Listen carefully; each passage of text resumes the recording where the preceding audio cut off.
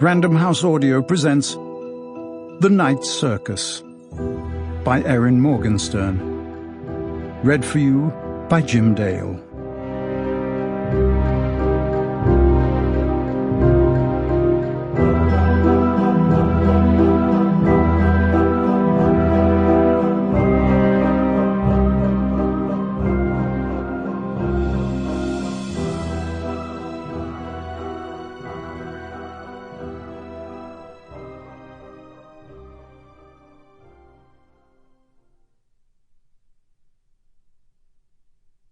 Anticipation. The circus arrives without warning. No announcements precede it. No paper notices on downtown posts and billboards. No mention or advertisements in local newspapers. It is simply there, when yesterday it was not.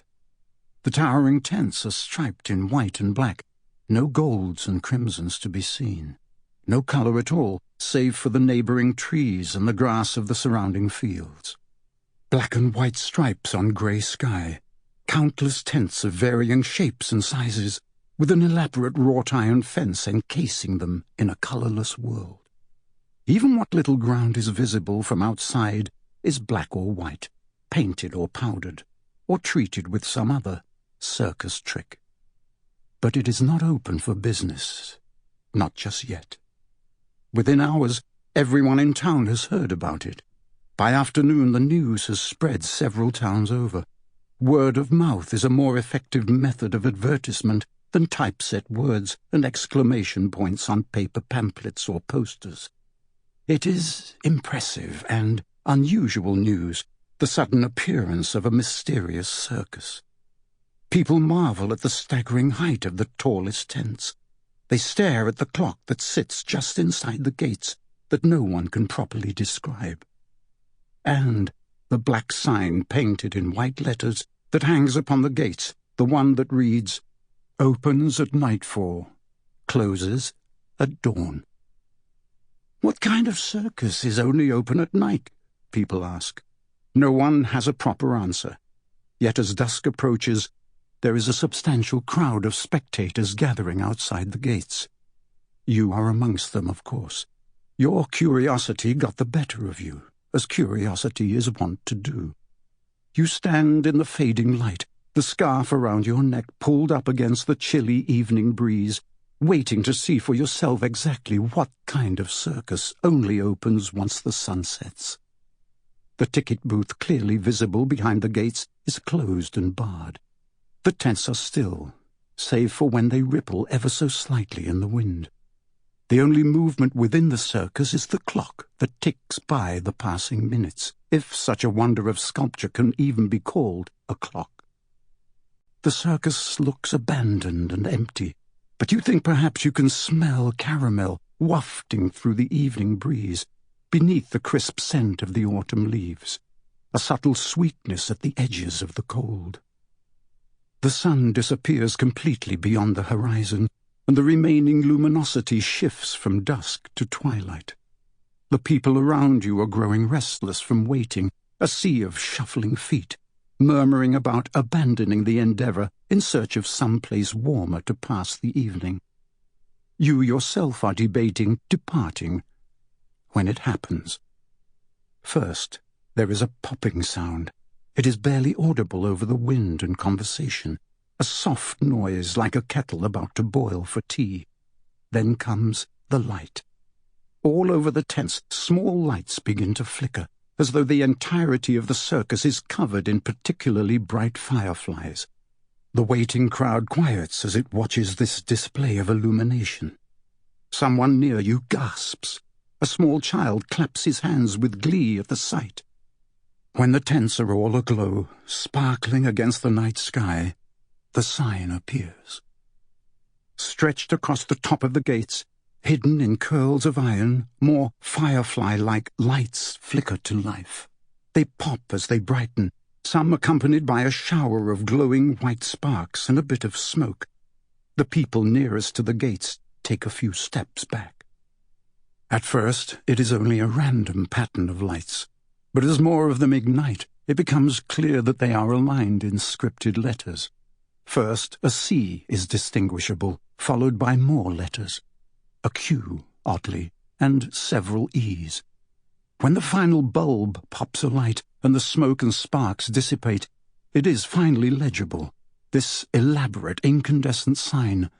Leaning to your left to gain a better view, you can see that it reads, Le Cirque des Rêves. Some in the crowd smile knowingly, while others frown and look questioningly at their neighbours. A child near you tugs on her mother's sleeve, begging to know what it says. The Circus of Dreams, comes the reply. The girl smiles delightedly.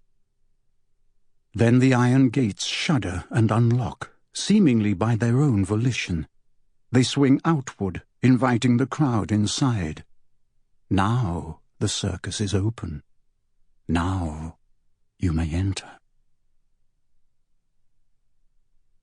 Part 1.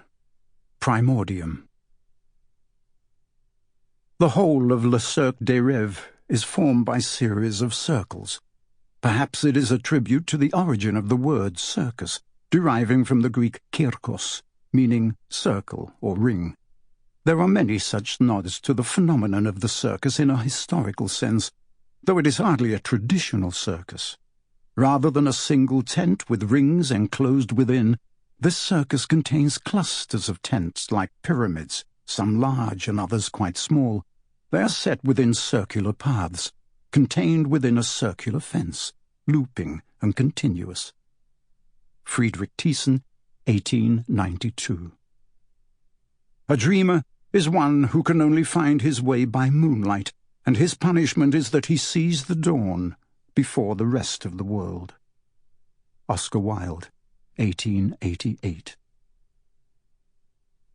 Unexpected Post. New York, February 1873. The man billed as Prospero the Enchanter receives a fair amount of correspondence via the theatre office, but this is the first envelope addressed to him that contains a suicide note, and it is also the first to arrive carefully pinned to the coat of a 5-year-old girl. The lawyer who escorts her to the theatre refuses to explain, despite the manager's protestations, abandoning her as quickly as he can with no more than a shrug and the tip of a hat. The theatre manager does not need to read the envelope to know who the girl is for. The bright eyes peering out from under a cloud of unruly brown curls are smaller, wider versions of the magician's own.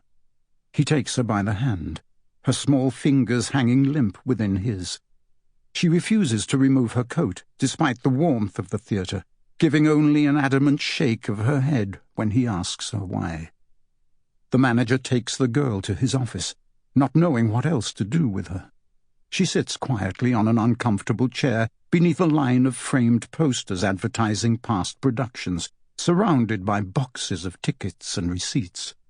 The manager brings her a cup of tea with an extra lump of sugar, but it remains on the desk, untouched, and grows cold. The girl does not move, does not fidget in her seat. She stays perfectly still with her hands folded in her lap. Her gaze is fixed downward, focused on her boots that do not quite touch the floor. There is a small scuff on one toe, but the laces are knotted in perfect bows. The sealed envelope hangs from the second topmost button of her coat until Prospero arrives. She hears him before the door opens, his footsteps heavy and echoing in the hall, unlike the measured pace of the manager, who has come and gone several times, quiet as a cat. "There's also a package for you, sir," the manager says as he opens the door, ushering the magician into the cramped office before slipping off to attend to other theatre matters, having no desire to witness what might become of this encounter. The magician scans the office, a stack of letters in one hand, a black velvet cape lined with shockingly white silk cascading behind him, expecting a paper-wrapped box or crate. Only when the girl looks up at him with his own eyes does he realize what the theatre manager was referring to. Prospero the Enchanter's... Sample complete. Ready to continue?